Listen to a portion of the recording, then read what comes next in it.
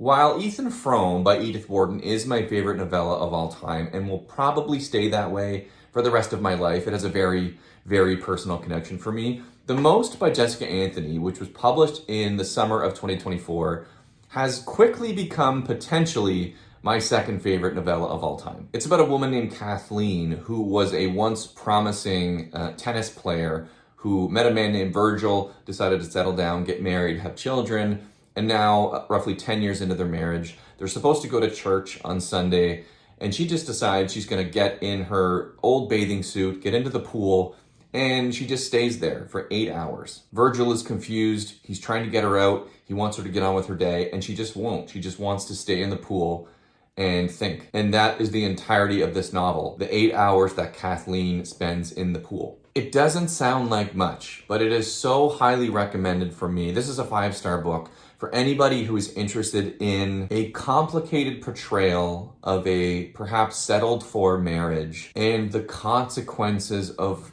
roads not taken. But I will warn you, if you're someone who is interested in this book because you think it is a book entirely about female rage, don't read this. That's not what you're going to get. While it is about that, it's about a lot more than that. And this story, I think, is not as one-sided as some people have wanted it to be. What's fascinating about this is that while it is a story about a young person who abandons their dreams to make the safe, secure choice, it's about a woman with agency who chooses that safer life in favor of pursuing a dream. She acknowledges that part of that decision is to avoid the obviously more difficult road of becoming a professional tennis player. While it is more rewarding, it's so much harder in so many different ways.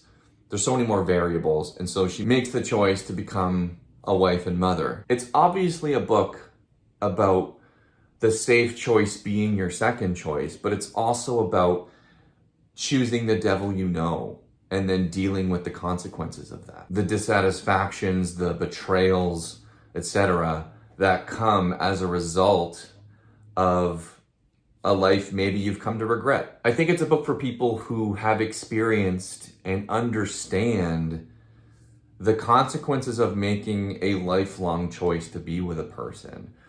And part of that, even while you love the person that you're with, you are making a conscious choice to abandon all these other potential futures you could have had. And then on the other side of that equation, if you're somebody who understands what it's like to receive those potentially misplaced or misappropriated feelings of a partner who has become frustrated with where they find themselves in life, that I'm not sure The Most is for you. This might be a book that appeals a little more to older readers for that reason. But if you do understand that, this book will hit you so hard in the best way. The entire reading experience, which you can honestly bang out in a couple of hours, it's quite short, is worth it for the second to last chapter alone. The entire chapter literally happens in a split second. And in that second, a key character needs to decide whether they're going to come clean about things that have happened or decide to continue trying to prop up a life of lies.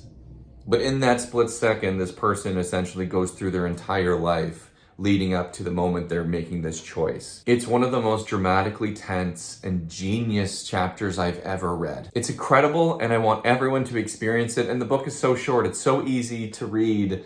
I so badly want people to check this book out. There's a line early in the book where Virgil, the husband, goes to church and he's listening to the Reverend speak, quote, with passive equanimity about Jesus Christ and potluck dinners. And at first I just laughed.